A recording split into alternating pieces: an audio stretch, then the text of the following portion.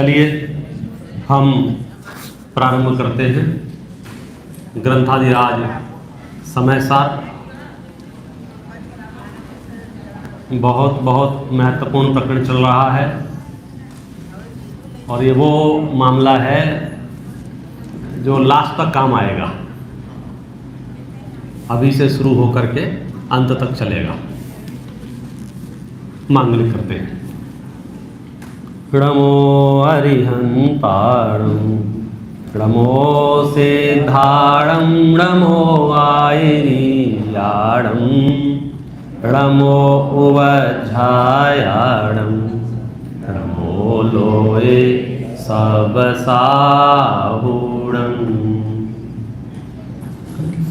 नमः समय साराय स्वानुभूत्या चकासते चित्स्वभावाय भावाय सर्वभावान्तरसिदे अनन्तधर्मणस्तत्त्वं पश्यन्ति प्रत्यगात्मनः अनेकान्तमयी मूर्ति नित्यमेव प्रकाशताम्। तीर्थंकर भगवंतों की देशना का सार ग्रंथाधिराज समय सार। समय सार का संवर अधिकार। संवर अधिकार के प्रारंभ में ही ये लिखा हुआ है कि अब हम सकल कर्मों को रोकने के परम उपाय का अभिनंदन करते हैं। सकल कर्मों को रोकने का परम उपाय क्या है? भेद विज्ञान। क्या है? भेद विज्ञान। हम भेद विज्ञान का अभिनंदन करते हैं। कैसे करेंगे भेद विज्ञान का अभिनंदन?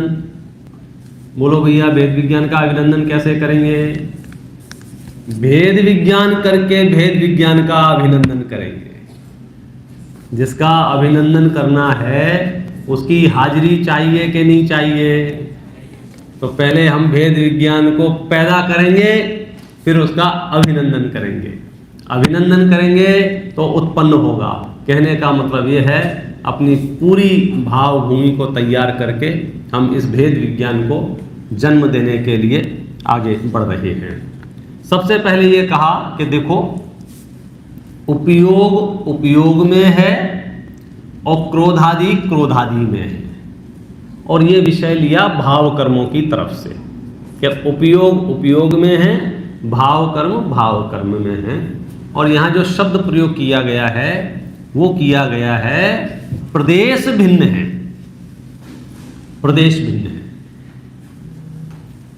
ऐसा वचन जिनागम में अन्यत्र उपलब्ध नहीं होता है भाव कर्मों के लिए, यहाँ है।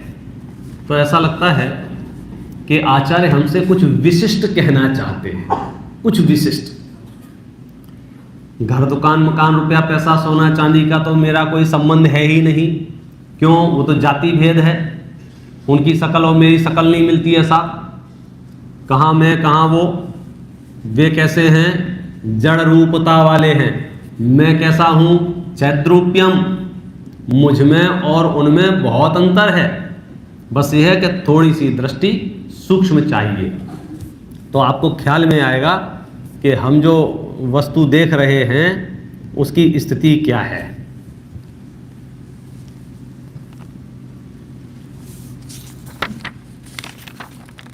कल हमने थोड़ी सी चर्चा की थी ज्ञान में और राग में क्या करने की?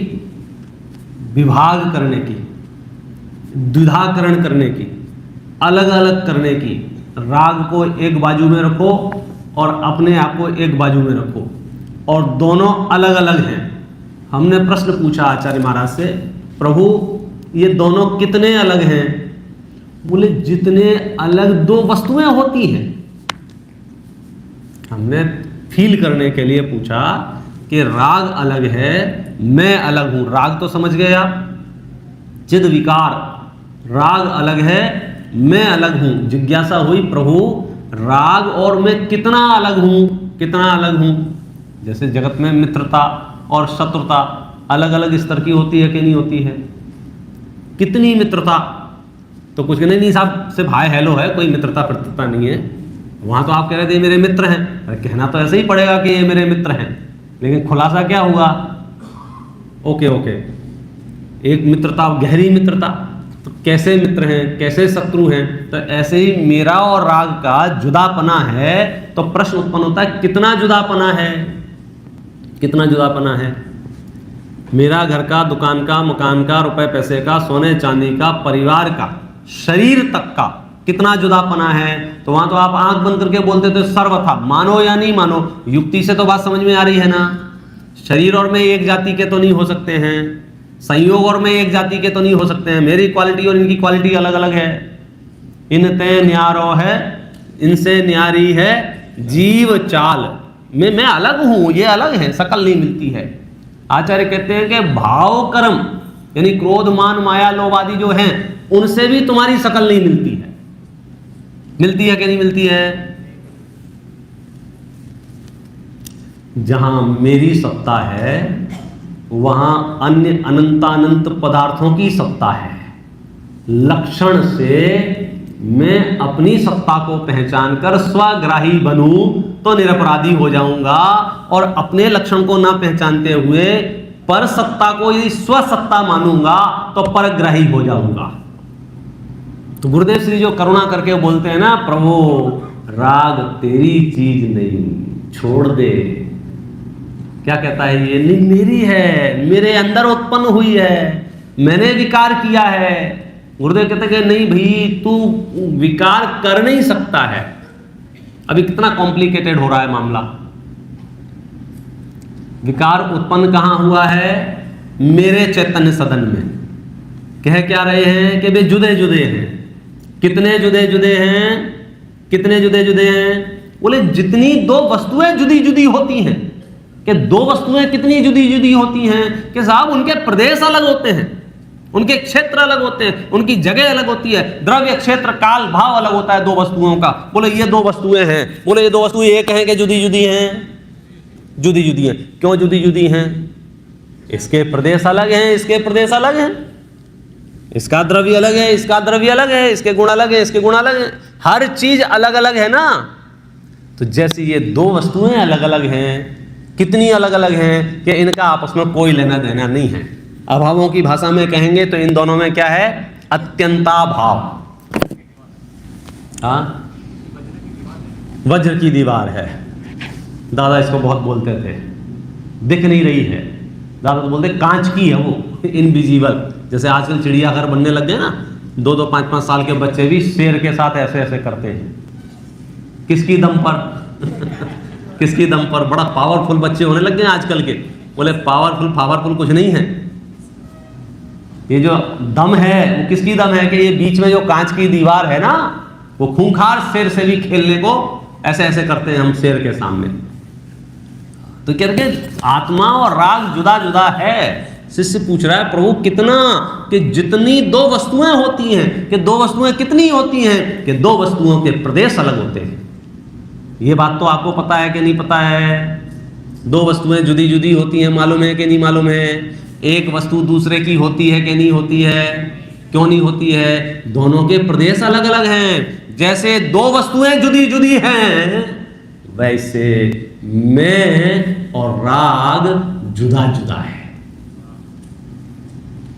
अब देखो, अध्यात्म शास्त्रों के गहन प्रवेश में एक जो सामान्य बाधा है वो क्या है, मैं बताता हूं आपको। हमारी आदत है वस्तुओं को पर्यायों से देखने की आदत है। स्वभाव के नजदीक जाकर हम अनुभूतियां कहां कर पाते हैं? मैं आपसे कहता हूं, आप किसी को चोरी करते हुए देख ले रहे, चोरी करते हुए मंदिर में जाएं और देखें कि ये व्यक्ति चोरी कर रहा है, ठीक है। फिर वही व्यक्ति यहां माइक लेके ये कहता हुआ दिखे, चोरी करना महापाप है। उदाहरण समझना, चोरी करना महापाप है। बोलो, आप उसके इस वचनों को स्वीकार कर पा रहे हो कि नहीं कर पा रहे हो? तो क्या प्रॉब्लम है? बोलो, बात उसने साची बोली कि झूठी बोली? आगम के आधार से बोली कि कल्पना से बोली? अस्य मूल ग्रंथ करता रहा सर्वज्ञ देवा है कि नहीं है? लेकिन तुम्हारे भेजे में नहीं घुस रहा है। क्यों? क्योंकि तुम्हें वो वचन के साथ में क्या नजर आ रहा है? भाषण दे रहे हैं, अभी तो हमने देखा था, अभी तो हमने सुना था। प्रॉब्लम समझ में आ रही है? तो अगर आप समयसार पढ़ रहे हो तो आपको पर्यायों का आग्रह छोड़कर स्वभाव के नजदीक जाके महसूस करना पड़ेगा। अच्छा, मैं आपसे कहता हूं, भगवान महावीर जब उपदेश दे रहे थे, आपको भगवान महावीर का उपदेश समझ में आ रहा था कि नहीं आ रहा था? आ रहा था। पता है कौन है ये महावीर? कौन है? वे ही है, वे ही कौन? जिन्होंने 363 मिथ्या मत चलाए हैं। अब मेरा दिमाग काम नहीं कर रहा, मैं इनके प्रवचन सुनूं कि नहीं सुनूं? कितने लोगों को डुबो के आए हैं। अंतर समझ में आ रहा है? आपको बहुत सूक्ष्मता से प्रयोजनभूत चिंतन करके आगे बढ़ना होगा, क्योंकि यदि हम पर्याय आश्रित चिंतन करते रहेंगे तो आपका उपयोग एकाग्र हो ही नहीं पाएगा। हम वस्तु परक चिंतन करें तो आपकी गाड़ी आगे बढ़ जाएगी कि भाई साहब वो मारीची की पर्याय जुदी है, महावीर की पर्याय जुदी है, और अभी जो वचन आ रहे हैं ये वचन त्रैकालिक सत्य आ रहे हैं, ये सार्वभौमिक सत्य आ रहे हैं। वचनों में कोई दोष नहीं है कि साहब वो व्यक्ति तो दूषित है कि मरने दो, जाने दो नरक में उसको। टोडरमल साहब ने लिखा है, पता है कि मिथ्या दृष्टि भी ऐसा उपदेश दे कि आपको सम्यक दर्शन हो जाए। लिखा है। तो मिथ्या दृष्टि के उपदेश से आपको सम्यक दर्शन हो सकता है क्या? कि सुनो, वो व्यक्ति मिथ्या दृष्टि हो सकता है, वो उपदेश मिथ्या दृष्टि का नहीं है। उपदेश तो सर्वज्ञ का है, उपदेश तो ज्ञानियों का है, बात तो जिनवाणी की है। तो आपको जो सम्यक दर्शन होगा वो जिनवाणी के श्रद्धांश से सम्यक दर्शन होगा। इसका मतलब ये नहीं है कि पापियों की और अज्ञानियों की बातें सुनते रहना। इसका मतलब ये है कि आप स्वभाव के नजदीक जाके देखो तो आनंद लूट पाओगे। देखो, द्रव्य कर्म, भाव कर्म, नो कर्म, 3 चीजें थी।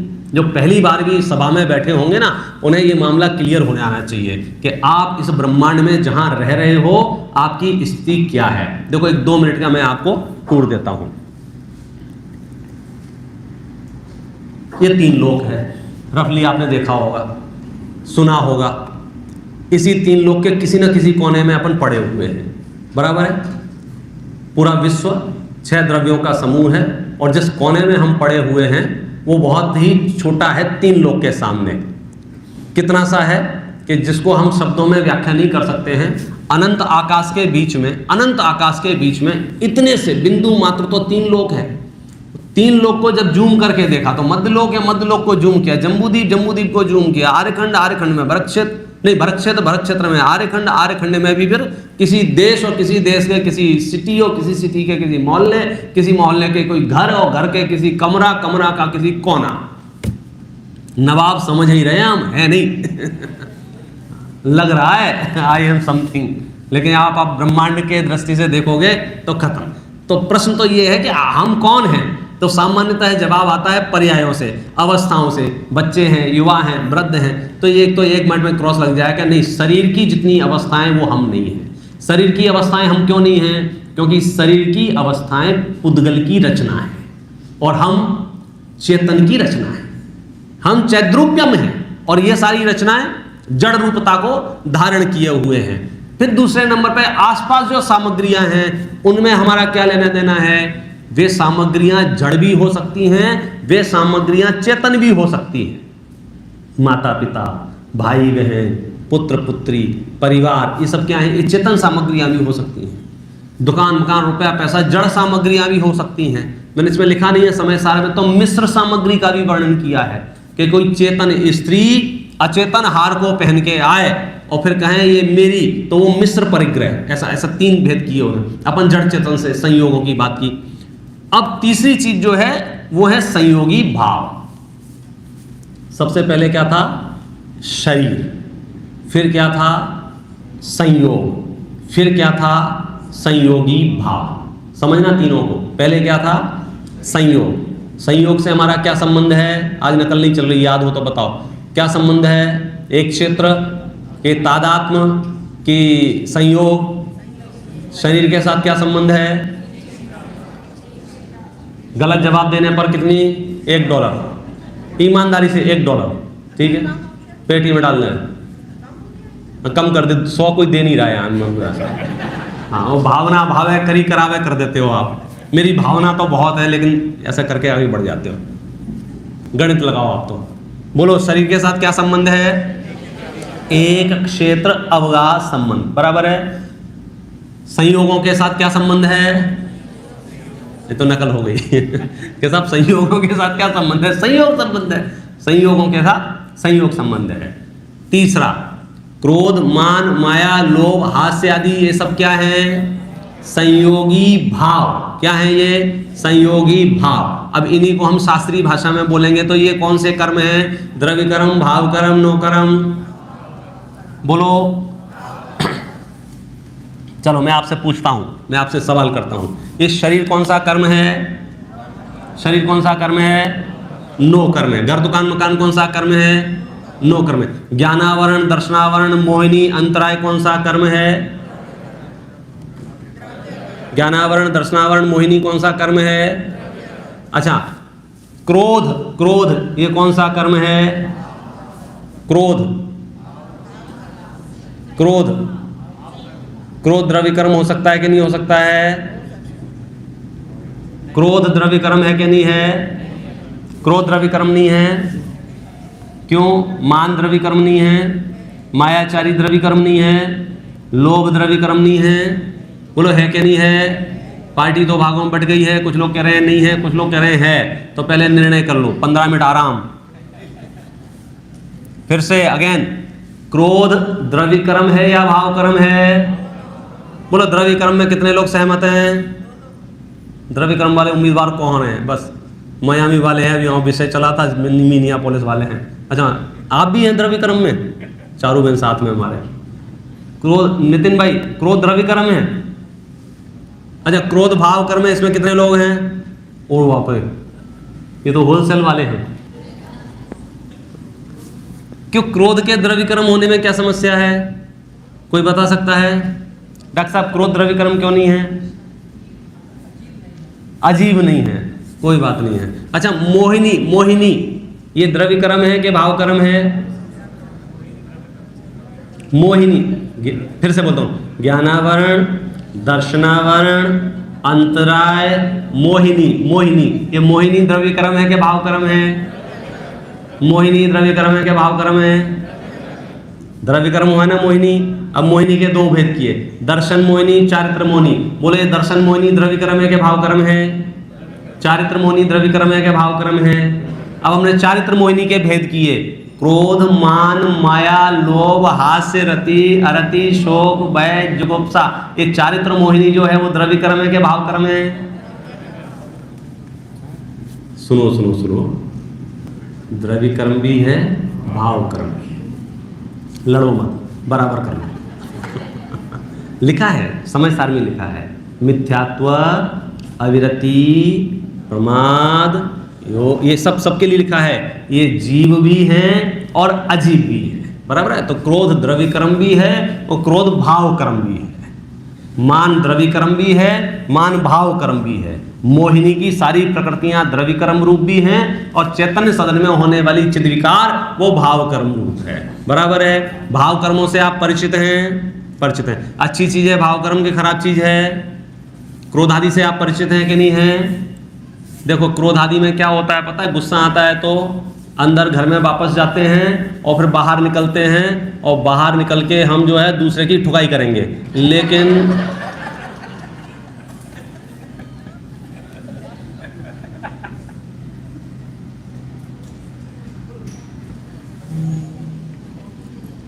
सोच कुछ और रहे थे, हो कुछ और गया। ये जो पुरुषार्थ सिद्धि उपाय जब चलता है ना, हिंसा हिंसा के 10 सूत्र दिए गए हैं, उसमें आता है हिंसा करने से पहले ही हिंसा फल दे जाती है। भाई साहब ने सोचा था हिंसा करने की कि हम निपटा देते हैं इनको, ऊपर से फेंक के मारेंगे। हुआ क्या? ये इस संसार की तो ऐसी सैकड़ों दशाएं आपको देखने मिल जाएंगी जिसकी आप कल्पना नहीं कर सकते हो। लेना नहीं देना नहीं, बाबूजी साइकिल पे जा रहे हैं, लेकिन क्या करें, ये स्वकीय की इतना विस्तार है इतना विस्तार है, आपको हाथ से उपज सकता है, अचानक से चीजें दिखती हैं तो, लेकिन इतनी सूक्ष्मता से कर्म काम कर रहे हैं जिसकी हम कल्पना नहीं कर सकते। कौन सा जीव इस धरती तल पर कहाँ जाके क्या खाए, क्या पिए, कहाँ बाढ़ आए, कहाँ भूकंप आए, हम कितने फोटो वीडियो दिखाएं आपको, रोज देखते हो। बात है सिर्फ हिंट देने की कि इस नज़र से देखो, विपाक विचय धर्म ध्यान, कि कहाँ कहाँ एक सेकंड में आप जो है महल में रह रहे हैं, ताश के पत्तों की तरह ढह जाए। वो कोई विषय नहीं है। मूल विषय ये है, ये सब मैं नहीं हूं। समर अधिकार में आओ। ये तमाशा जो चल रहा था ये मेरा तमाशा नहीं था। ये कौन था? या तो द्रव्य कर्म था, या तो नो कर्म था, या तो भाव कर्म था। ये तीनों ही मैं नहीं हूं। तो फिर मुद्दा ये है कि मैं कौन हूं? कि द्रव्य कर्म मैं नहीं हूं, भाव कर्म भी मैं नहीं हूं, नो कर्म भी मैं नहीं हूं। तो फिर क्या बचा? कि अब जो बचा वो मैं हूं। अब कुछ बचा के नहीं बचा। ज्ञान में विचार करके देखो, समस्त परिग्रह नष्ट हो गया है। आचार्य पूछते हैं तुम्हारा क्या नुकसान हुआ?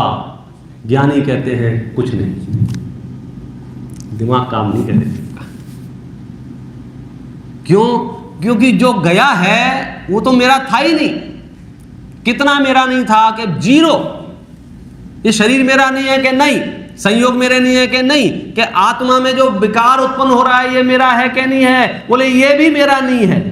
कितना नहीं? कि उतना ही जितना शरीर मेरा नहीं है उतना राग मेरा नहीं है। समय सार की इस गाथा की ये भाषा है। जैसे शरीर से और मेरे प्रदेश अलग अलग हैं, वैसे राग के और मेरे प्रदेश अलग अलग हैं। अब देखना, विवक्षाओं की अपेक्षा समझने की कोशिश करना। ये अध्यात्म शैली का ग्रंथ है और अध्यात्म शैली के ग्रंथ प्रयोजन परक कथन करते हैं। और प्रयोजन परक कथनों में जो वजन आता है वो प्रयोजन परक दृष्टि से आता है। आप बार बार दूसरे नयों का पहुंचने की कोशिश ना करें और हमें याद ना दिलाएं इस बात को कि पंडित जी कल ही तो आपने कहा था इसके साथ में अनित्य तादात्म्य संबंध है, और आज आप कह रहे हैं कि हमारे उससे प्रदेश अलग अलग हैं। पॉइंट समझ में आ रहा है? जो सूक्ष्मता से सुन रहे होंगे, कल कह रहे थे कि इसका हमारे साथ अनित्य तादात्म्य संबंध है, और आज क्या कह रहे हैं कि हमारे इसके साथ प्रदेश अलग अलग हैं। ये दोनों कथन हमारी समझ में नहीं आ रहे हैं, लेकिन मैं आपको समझाता हूं। 2 साल पहले, 4 साल, 5 साल पहले आपने परिचय कराया था, पंडित साहब ये मेरा बेटा है, मेरा बेटा है, फोटो खिंचवाए थे, सब किया था। 10 साल बाद योगानुयोग की बात है, बेटा हो गया सप्तव्यसनी। सप्तव्यसनी शुरुआत में तो आपने कोशिश की, समझ जाएगा, बच्चे हैं, उम्र है, फलाना है, ठिकाना है, नहीं संभला। फिर 2-4 धर्मगुरुओं के माथे गुरुजी से ठीक करो, गुरुजी से ठीक करो, गुरुजी भी माथा फोड़ ले, तुम बिगाड़ के लाओ हम ठीक करें। ये सारी धरती पे ये हो रहा है। बच्चे को पैदा होते ही आप बिगाड़ना शुरू करते हो, उसे पता भी नहीं है भक्ष क्या होता है। खालो खालो, कुछ नहीं होता है, कुछ नहीं होता है, कुछ नहीं।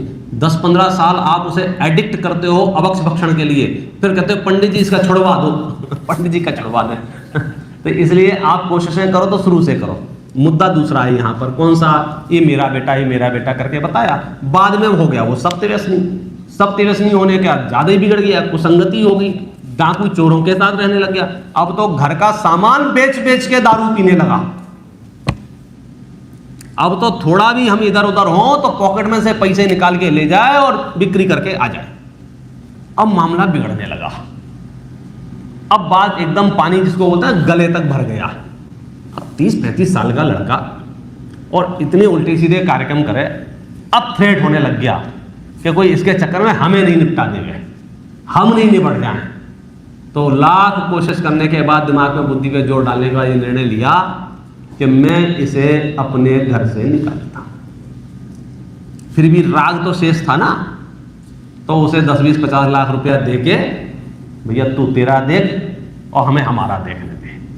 और अखबार में आपने 4 लाइनें छपा दी कि इस बच्चे से मेरा कोई लेना देना नहीं है, इसके किए गए व्यवहार लेन देन का जिम्मेदार मैं नहीं रहूंगा। ये सारी क्लियर आपने कर दी। अब मैं आपसे पूछता हूं, कोई किसी व्यक्ति से वो उधार ले लेगा बच्चा आपका 2-5-10 लाख रुपया, जिसने उधार दिए हो वो आपसे मांगने आए, भाई साहब आपके बेटे ने मेरे से उधार लिए हैं, बोलो क्या जवाब दोगे? कौन सा मेरा बेटा? कौन सा मेरे कोई बेटे नहीं हैं। अरे साहब, आपका वही बेटा जिसका परिचय आपने कराया था। नहीं नहीं नहीं नहीं, बोले हमने कोई परिचय नहीं कराया था, हमको याद नहीं है, कोई हमारा बेटा है ही नहीं। फट जाके अखबार उठा के ले आए, बोले ले, मैं एक अकेला हूं घर में, मेरा कोई बेटा नहीं है, और उसने लिखित दिखा दिया। अब मुद्दा इतना सा है आपके सामने, ईमानदारी से बताओ, ये बच्चा इसका है या नहीं है?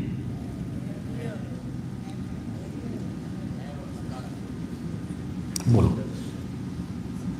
वो उस बच्चे को अपना, अच्छा चलो है नहीं, आप थोड़े कंफ्यूज हो रहे हो डॉक्टर साहब, वो उस बच्चे को अपना माने या नहीं माने? भलाई किस में है?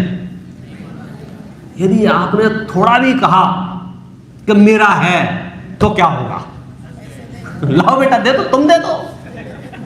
तुम्हें यदि सुरक्षित रहना है तो पूरी ताकत से कहना होगा इससे मेरा कोई लेना देना नहीं है। ध्यान रखना, तकनीकी दृष्टि से डीएनए टेस्ट करोगे तो तुम्हारा ही निकलेगा। यही रागादि भावों के साथ है।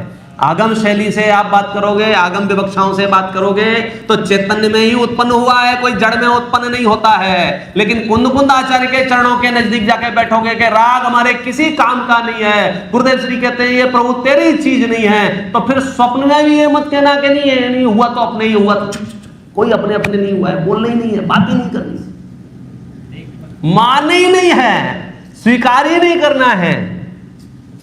हमने तो देखा था, अरे तुमने नहीं देखा, इससे मेरा कोई संबंध नहीं है। किससे? रागादि विकारी भाव से। किस रागादि विकारी भाव से? जो इस चैतन्य सदन में उत्पन्न हुआ है, उससे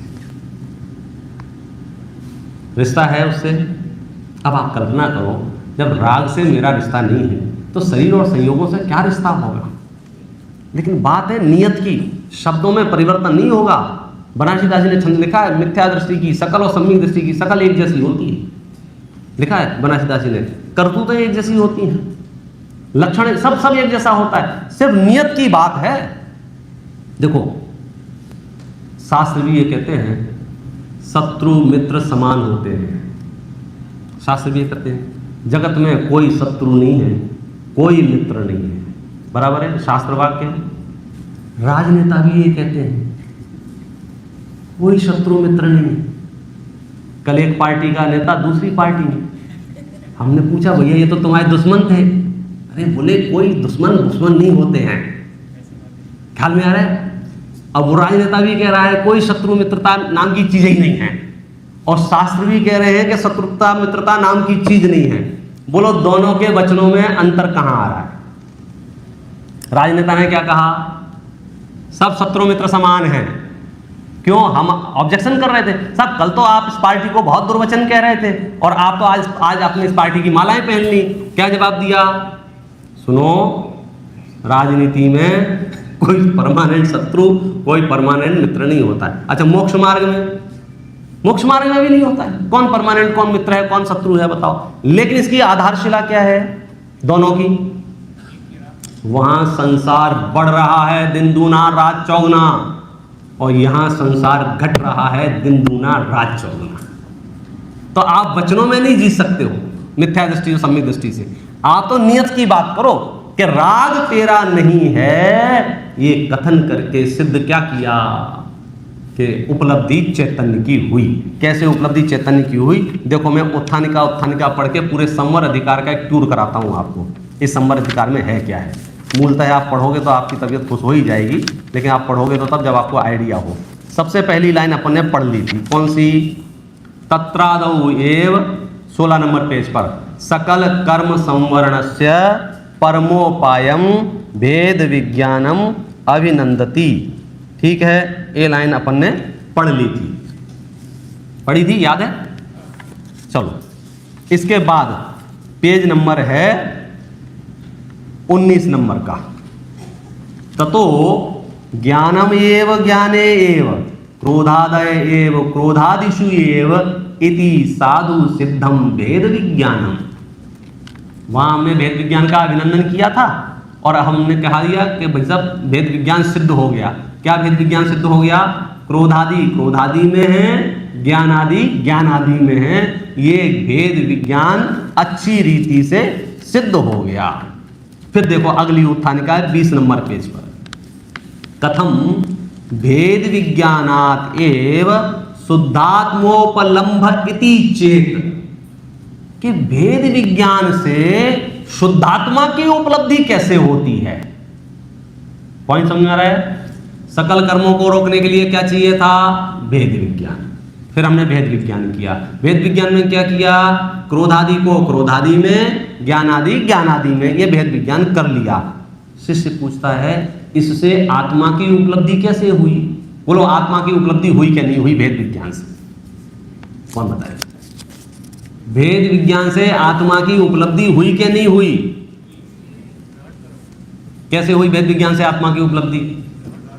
क्योंकि भेद विज्ञान में हम क्या कर रहे थे? देखो ये जो पत्थर प्रतिमाओं के निर्माण होते हैं, भगवान के निर्माण होते हैं, उसकी क्या प्रक्रिया है मालूम है आपको? एक शिला होती है और एक जो शिल्पकार होता है वो क्या करता है कि वो भेद विज्ञान करता है। क्या करता है? भेद विज्ञान करता है। कैसे भेद विज्ञान करता है? वो ऐसे भेद विज्ञान करता है कि इतना अंश तो प्रतिमा का है और इतना अंश प्रतिमा से भिन्न है, तो जो प्रतिमा से भिन्न है उसको छेनी से उड़ाता जाता है। अलग करो, अलग करो, अलग करो, अलग करो, अलग करो, अलग करो, अलग करो। और ये भेद विज्ञान कब तक चलता रहता है? जब तक वीतरागी मुद्रा वाली भाववाही प्रतिमा प्रकट नहीं हो जाती, तब तक ये प्रक्रिया चलती रहती है। भावे भेद विज्ञानम, भावना भेद विज्ञान की निरंतर भाते रहते हैं। कब तक? जब तक शुद्धात्मा की उपलब्धि नहीं हो जाती है। दिन भर एक ही काम है, ये मैं नहीं हूं, ये मैं नहीं हूं, ये नहीं हूं, ये नहीं। तो सुनने में लगो तुम क्या नास्ती नास्ती नास्ती नास्ती करते रहते हो कि सुनो, इन नास्ती से क्या होगा? अस्थि की सिद्धि होगी। नास्ती से क्या होगा? एक तो क्या है, इतनी सारी चीजें एक साथ याद आती हैं। जगत में देश काल परिस्थितियों में नई नई टर्मोलॉजी लॉन्च होने लग जाती है। हर 10-20 साल में एक नया शब्द आपके सामने आ जाता है, फिर उस शब्द के इर्द गिर्द हम पूरी दुनिया समझने लग जाते हैं। जैसे अभी ताज़ा नेगेटिविटी पॉजिटिविटी, ये 2 शब्द लॉन्च हुए हैं 10-20 साल में और अति के हुए हैं। जो देखो, जो अध्यात्म के नाम पर पॉजिटिविटी नेगेटिविटी, इन 2 शब्दों के आधार से आपको फील कराएगा कि नेगेटिविटी अच्छी चीज़ नहीं है और पॉजिटिविटी अच्छी चीज़ है। अच्छी बात है भी यही बात, लेकिन अब वो जो रास्ते बताएगा वो बहुत डेंजर है। उसका कहना क्या रहेगा? बोले कोई कोई जगह नेगेटिव होती है, कोई कोई लोग नेगेटिव होते हैं, कोई कोई क्षेत्र, मैं इस तरह से कल्पनाएं करके आपको दहशत में डाल देगा और फिर आपसे कहेगा कि मेरे पास आइडिया है, इससे आपकी नेगेटिविटी दूर हो जाती है। तो पहले तो मैं बहुत स्पष्ट कह देता हूं, इस पूरे विश्व में एक भी क्षेत्र और एक भी व्यक्ति नेगेटिव नहीं है। मैं इसलिए कह रहा हूं कि कोई बोला पंडित जी आपको पता नहीं है मैं टॉक्सिक लोगों के बीच में रहता हूं, ऐसे ऐसे ऐसे पूरी स्टाइल के साथ बोला हुआ। तो मैंने कि कोई टॉक्सिक लोग होते ही नहीं है, आचार्यों से मिलो। क्या बात कर रहे हो? मैं तो टॉक्सिक लोगों के बीच में रहता हूं। कि नहीं भाई साहब, ये टॉक्सिसिटी टॉक्सिक जो है ना, ये लोगों में नहीं होती है। किसमें होती है? नेगेटिविटी और पॉजिटिविटी चीजों में नहीं होती है, वस्तुओं में नहीं होती है, क्षेत्र में नहीं होती, तुम्हारे अंदर होती है। ये तो प्रेरणा के लिए बोलते हैं, मंदिर में आओ पॉजिटिव एनर्जी है, मंदिर में आओ पॉजिटिव एनर्जी है। मंदिर, अच्छा मैं आता हूं, मंदिर में अगर चोर आएगा तो बोलो मंदिर की पॉजिटिव एनर्जी उसको चोरी करने से रोकेगी कि नहीं रोकेगी? अभी तो चल रहा है ना राम मंदिर का मुद्दा, ट्रस्टियों ने उड़ा दिया पूरा। तो ये जो गली गली गांव गांव में जो हो रहा है, वो पॉजिटिव एनर्जी वर्किंग कंडीशन में नहीं है क्या? मंदिर में बैठ के दान पेटी के नोट गिनते गिनते एक गड्डी सरका दी धीरे से। किसने? भक्तों ने। वो तो मंदिर का मामला है, तो मंदिर तो पॉजिटिव है ना। बोले जगह पॉजिटिव नेगेटिव नहीं होती है, तेरी खोपड़ी पॉजिटिव नेगेटिव होती है। सम्यक दृष्टि नरक में भी पॉजिटिव है और मिथ्या दृष्टि स्वर्ग में भी नेगेटिव है। तो शास्त्रों के नजदीक आके बात करो। अंधविश्वास की अवधारणा ऐसी फैलती है। अब क्या हो रहा है पता है? आप अपने घर में घुसते हैं, अपने ही घर में आपको नेगेटिविटी बहुत है। ये भाई सुन सुन सुन, जिस कमरे में बैठ के तू ये सोच रहा है नेगेटिविटी बहुत है और वो प्लास्टिक के पिरामिडों से तू नेगेटिविटी भगाने की सोच रहा है, ध्यान से सुन, वहां बैठ के ऊपर देख, ऊपर जिस जगह तेरा घर बना है उस जगह से अनंत सिद्ध परमात्मा वहां विराजमान है। शास्त्र के आधार से कह रहा हूं भाई साहब, आप ढाई द्वीप में रहते हो, क्या बात कर रहे हो? तेरे घर से अनंत सिद्ध परमात्मा हुए हैं, तेरा घर पॉजिटिव है, लोग नेगेटिव पॉजिटिव नहीं होते हैं, तेरे दिमाग में शत्रुता मित्रता है, तुझे हर व्यक्ति नेगेटिव दिख रहा है। मुनराजों को कोई नेगेटिव नहीं दिख रहा है। बोलो गजकुमार मुनराज को जो ससुर जी सीढ़ी रख रहे थे वो नेगेटिव थे कि पॉजिटिव थे? नहीं है, समझ में आया? तो ये मत बोलना हमारे आसपास लोग अच्छे नहीं रहते हैं, ये बोलना हमारे विचार ठीक नहीं रहते, हमारे परिणाम ठीक नहीं रहते हैं। अरे हम वो धर्म दर्शन पढ़ रहे हैं जहाँ लोगों को नहीं बदलना है, खुद को बदलना है। और खुद को कैसे बदलना है? सत्यता के आधार से बदलना है। क्यों? क्या होगा कि तुम मंत्र ढूंढते रहोगे लोगों के बदलने के लिए, लाखों फूंक दोगे, घर तोड़ के बना लोगे, खिड़की दरवाजे यहाँ के यहाँ लगा लोगे, राशि रत्न पहन लोगे, मंत्र तंत्र कर लोगे, यहाँ तक कि छक्कों की पूजा कर लोगे। हालत ये चल रही है देश में, सब कर लोगे तुम। काय के लिए? परिस्थितियां बदलने के लिए। अभी बंद अधिकार पढ़ के आए हैं भाई साहब, यह बात जिन भर ने कही। अब तुमको जिन भर पे भरोसा है कि दुनिया में चल रही दुकानों पे भरोसा है? आप अपने अंतर परिणामों का विचार करके निर्णय करना। सार क्या निकला? बोलो, लोग नेगेटिव पॉजिटिव होते हैं कि नहीं होते हैं? तो नेगेटिव पॉजिटिविटी कहाँ है? नहीं, ये कोई मुझे ज्ञान देने आ गया, बोले पंडित जी आजकल के बच्चों से नेगेटिव मत बोला करो। तो मैंने नेगेटिव नहीं बोला करो, हम तो जैनी आदमी, हम नेगेटिव कहाँ बोलते हैं? हम तो पैदाइशी पॉजिटिव हैं भाई, सच में। पूरे विश्व के लिए, विश्व के जितने धर्म दर्शन हैं किसी न किसी संकीर्णता से ग्रसित हैं, उनकी दया, उनकी करुणा, उनकी उदारता एक जाति समूह तक सीमित होगी। बहुत बड़े उदाहरण मिल जाएंगे, मानव मात्र तक चले जाएंगे, बहुत ज्यादा दमदार मिलेंगे तो ट्रेन गति में एक आध दो जानवर ढूंढ लेंगे, इसको बचाओ बाकी को मरने दो। हम तो पैदाइशी जन्मजात जैनी है भाई साहब, प्राणी मात्र के प्रति करुणा रखते हैं हम। हमारी पॉजिटिविटी की क्या बात करते हो आप? नहीं, आप बोल रहे थे ना बच्चों से क्रोध नहीं करना, ये क्रोध नहीं करना नेगेटिव है। अरे मेरे माथा कूट लिया। अब वो समझ ही नहीं पाया कि भाषा का नेगेटिव पॉजिटिव और भावों का नेगेटिव पॉजिटिव दो डिफरेंस। आप व्याकरण पढ़ रहे हो, वहां नेगेटिव सेंटेंस हो सकते हैं, पॉजिटिव सेंटेंस हो सकते हैं। नेगेटिव सेंटेंस में नॉट लगाओगे, पॉजिटिव सेंटेंस में नहीं लगाओगे। भाषा की थी, भावों में ले आए। कुंद आचार्य के अधिकांश ग्रंथों की अधिकांश गाथाएं स्वरूप को समझाने के लिए नकारात्मक है भाषा की दृष्टि से। सबसे पहली छठवीं गाथा बोलो कहां से शुरू होती है? ऋणपमत्तो। बताओ ये नेगेटिव है कि पॉजिटिव है? मुझे वो परम पॉजिटिव दिख रही है, परम पॉजिटिव दिख रही है। इसमें परम पॉजिटिविटी क्या है कि जिन जिन चीजों से मैं घबराहट, दहशत, आकुलता, बेचैनी कर रहा था वो मैं नहीं हूं, पर्याय मात्र मैं नहीं हूं। तो ये कथन पॉजिटिव है कि नेगेटिव? एक बच्चा चक्कू उठाने जा रहा था, हमने कहा बेटा चक्कू मत उठाओ। बोलो ये नेगेटिव वाक्य है कि पॉजिटिव वाक्य है? जहर मत खाओ, ये पॉजिटिव है कि नेगेटिव है? अरे बोलते क्यों नहीं हो? मौन लेके आए क्या? संजय जी को बुलाऊं क्या?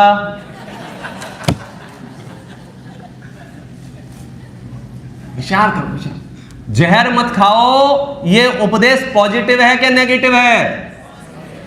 डॉक्टर साहब जहर मत खाना मैंने आपसे उपदेश में कहा, बोलो ये मैंने पॉजिटिव कहा कि नेगेटिव कहा?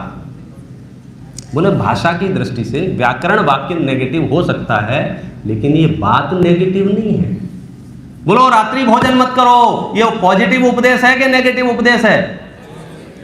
लोग बैन कराने घूम रहे हैं, बोले बच्चों को अभी ऐसे मत बोलो, भग जाएंगे नरक में जाए हमारी तरफ से। रात्रि भोजन करते रहेंगे तो मोक्ष कैसे जाएंगे ये बताओ? हम इनका लिहाज करें? हमें कोई संघ बढ़ाना है कि सच बताना है? बेटा तुमने रात को खाया तो पाप बंद होगा, जैन कुल को कलंक लगेगा। तुमने शराब से हाथ लगाया, तुम्हारी दुर्दशा होगी इसी भाव में और अगले भाव में। और ये परम पॉजिटिव बात है। घर जाके मत बोलना ये नेगेटिव बात है। पॉजिटिव माने तुम्हारे हित के लिए बात है, जो हित के लिए बात है वो पॉजिटिव हो सकता है। आप में गुण दोष हो, प्रॉब्लम क्या, हम पता है पर्यायों से कितने लगे हुए हैं, हम इतने पर्सनलाइज हो जाते हैं, जो दोष अपने में हो उस दोष का उपदेश भी नहीं करना चाहते। लेकिन हम जिस गद्दी पे बैठे हैं वो पर्सनल होके नहीं बैठे हैं, जो दोष मुझ में हैं मैं उन दोषों का भी वर्णन करूंगा।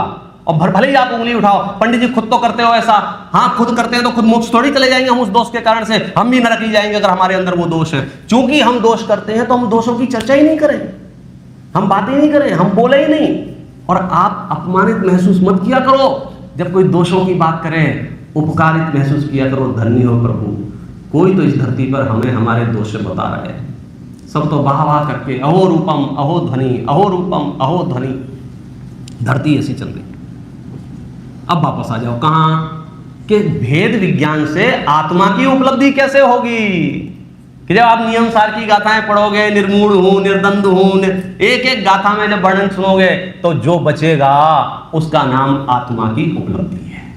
अब देखो मैं सरल शब्दों में कहूं, द्रव्य कर्म में नहीं, डन ज्ञान में तो डनना, भाव में अपने घर करते रहना। हाँ, क्या करोगे, जबरदस्ती थोड़ी कराओ किसी को। द्रव्य कर्म में नहीं, नो कर्म में नहीं, भाव कर्म में नहीं। बोलो आत्मा की उपलब्धि हुई कि नहीं हुई? कि अब जो जानन जानन जानन सत्ता विराजमान है वो मैं हूं। भेद विज्ञान से आत्मा की उपलब्धि होती है।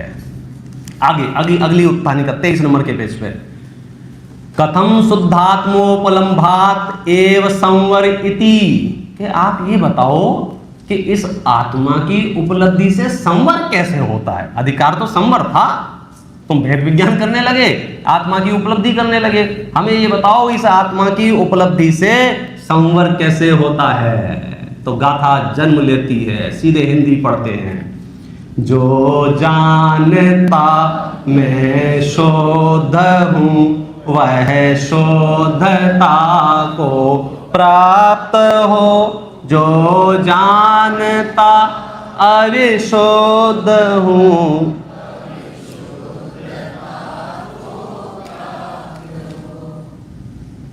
प्रश्न क्या था कि आत्मोपलब्धि से संवर कैसे होता है।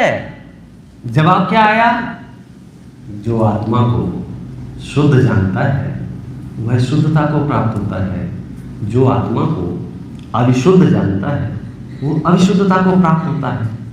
अच्छा बताओ, जिसको आत्मा उपलब्धि हो गई वो आत्मा को शुद्ध जानता है कि अशुद्ध जानता है? फिर से, जिसको आत्मा की उपलब्धि हो गई, द्रव्य कर्मों से, भाव कर्मों से, नौ कर्म से रहित भगवान आत्मा जिसको मिल गया, वो भगवान आत्मा उसे शुद्ध मिला कि अशुद्ध मिला? तो शुद्धात्मा उपलब्धि हुई कि नहीं हुई? शुद्धात्मा उपलब्धि हुई तो आत्मा को शुद्ध जानने में आया कि नहीं आया? जो आत्मा को शुद्ध जान रहा है, बोलो उसको मोहराग द्वेष है कि नहीं है? कि जब मोहराग द्वेष नहीं है तो कर्म बंधन है कि नहीं है? कर्म बंधन नहीं है तो संवर हुआ कि नहीं हुआ? कैसे हुआ संवर? भेद विज्ञान से। देखो, भेद विज्ञान से ही आत्मा की उपलब्धि हुई, भेद विज्ञान से ही संवर हुआ। देखो अब आगे कहते हैं, केन प्रकारेण संवरो भवति। यार हमें समझ में नहीं आया किस प्रकार से संवर हो गया। आपने तो गाथा बोल दी, जो आत्मा को शुद्ध जानता है वो शुद्ध है, अशुद्ध जानता है शुद्ध है। उत्थानिका की पढ़ रहा हूं, किस प्रकार से, किस प्रकार से, किस प्रकार माने प्रकार शब्द ना रेसिपी के लिए है। जैसे हमने बढ़िया वस्तु खिलाई, जैसे घरों में होता हलवा खिलाया आपको, कोई भी एक ऐसी डिश खिलाई और खाते ही आपको लगा गजब हो गया, गजब हो गया, कैसे बनी कैसे बनी। अब क्या करें, मनुष्य भी बड़ा विचित्र है, खाएगा बाद में जानेगा पहले। तो शॉर्ट में बता दी, कुछ नहीं, थोड़ा आटा लिया था कि तुम कहाँ चले गए, ये कहीं चले गए, कोई बात नहीं है, सबकी आयु पूरी होती है। उद्गल रचना है ना,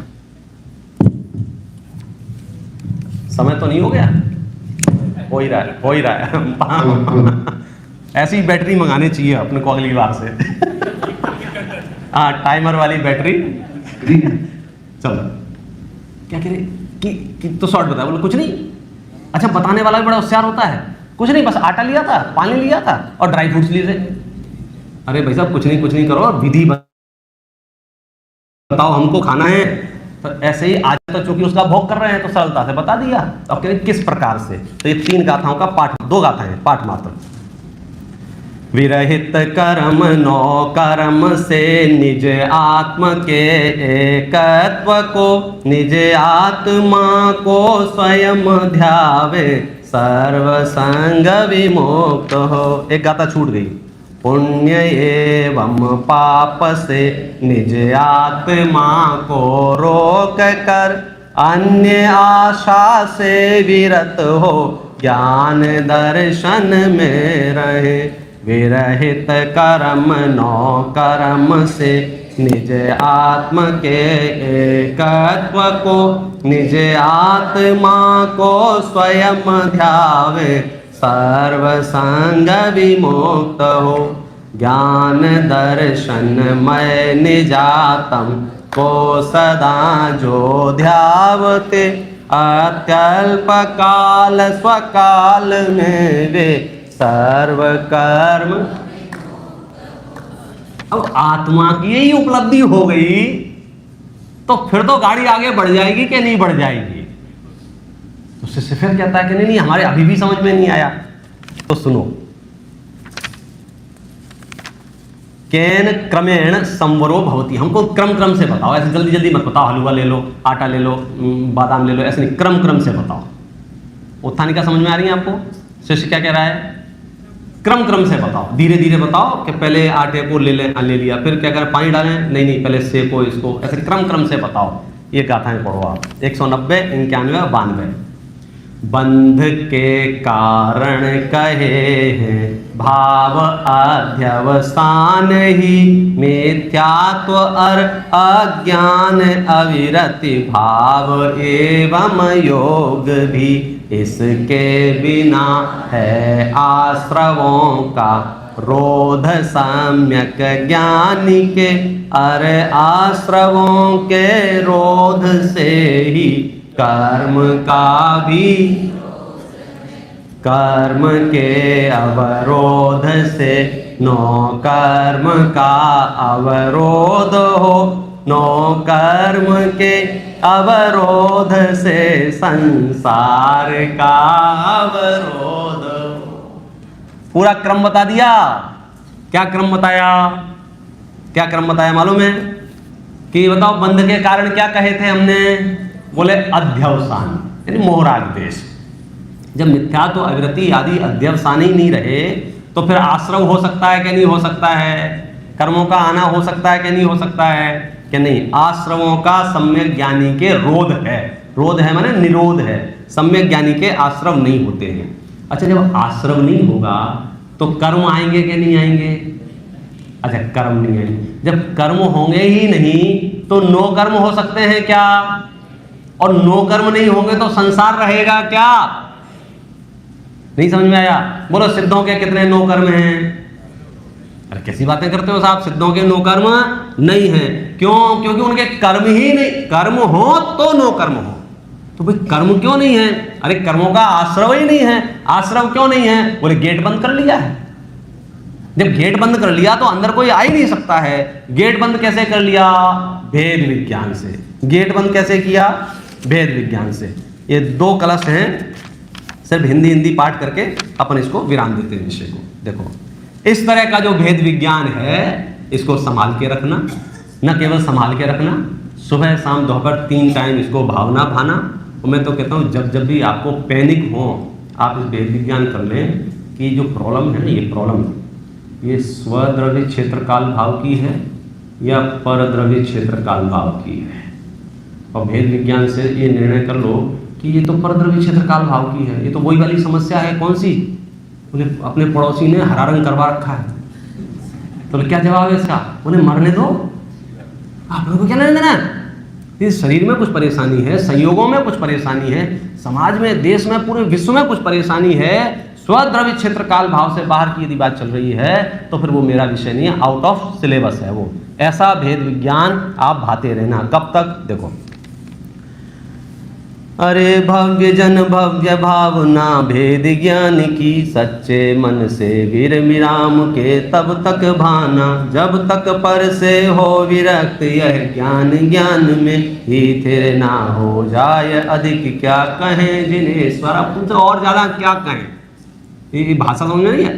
अधिक कहें क्या और जिनेश्वर, और भगवान तुमसे क्या कहें। इस भेद विज्ञान को अपने पास रखो, और ये भेद विज्ञान आगम आधारित भेद विज्ञान है, कल्पना आधारित भेद विज्ञान नहीं है।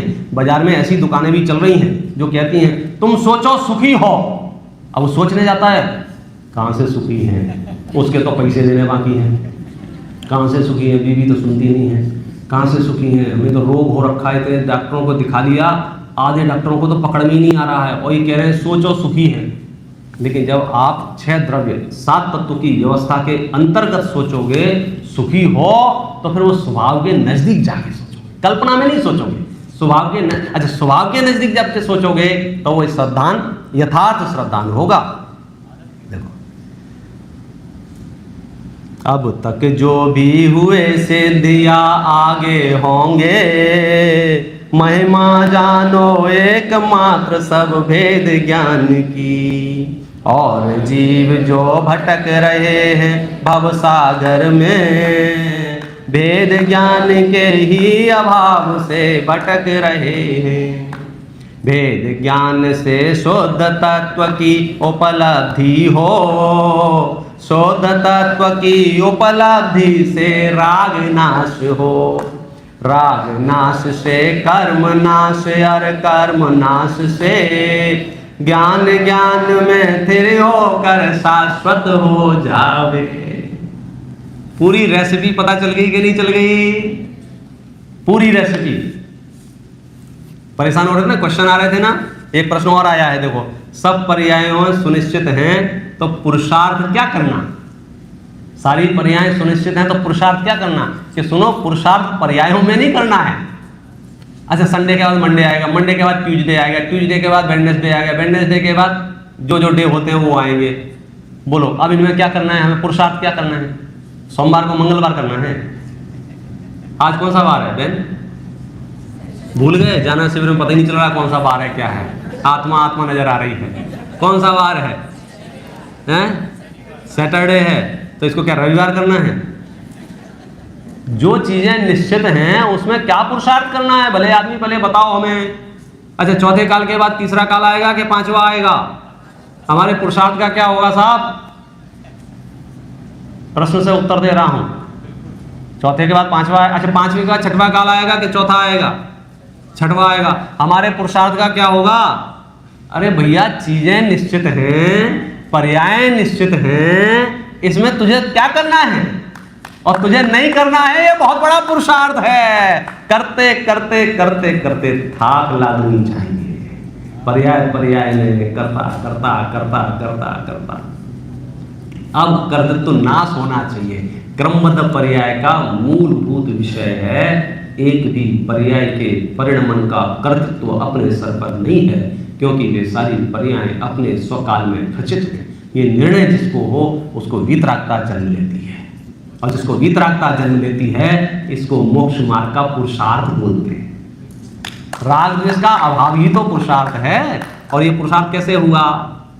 जबरदस्ती लोड ले रहा है। पंडित जी सोमवार के बाद मंगलवार आएगा तो फिर अपना पुरुषार्थ का क्या होगा? कि तुझे कुछ नहीं करना है, ये निश्चिंत हो जा, टेंशन फ्री हो जा। तू दिन में 10 बार कैलेंडर चेंज कर रहा है कि सोमवार जल्दी आ जाए। सोमवार की ट्रेन आती है ना, कई लोग तो एसी में जाके बैठ जाते हैं 1 घंटे का टाइम। कई लोग प्लेटफॉर्म पे डॉक्टर साहब आधा झुक झुक के देखते हैं ट्रेन को, आई आई।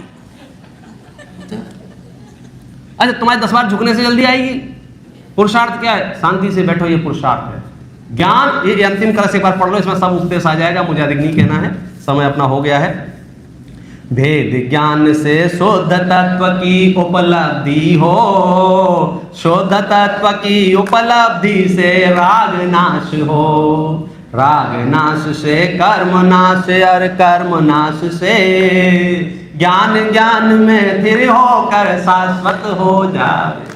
रहे अनंतानंत काल यथा तथा शिव परिणय। अब आप किसी अस्पताल के किसी कोने के किसी वेंटिलेटर पे भी पड़े हो तो भी ज्ञानम ज्ञाने प्रतिष्ठितम, बस यही मेरा काम है, मैं मेरे में समा गया हूं, मुझे कोई फर्क नहीं पड़ रहा है शरीर की स्थिति क्या है, संयोगों की स्थिति क्या है, कितने लोग मुझे भला मान रहे हैं, कितने लोग मुझे बुरा मान रहे हैं, इससे मेरा स्वर्ग मोक्ष तय नहीं होगा।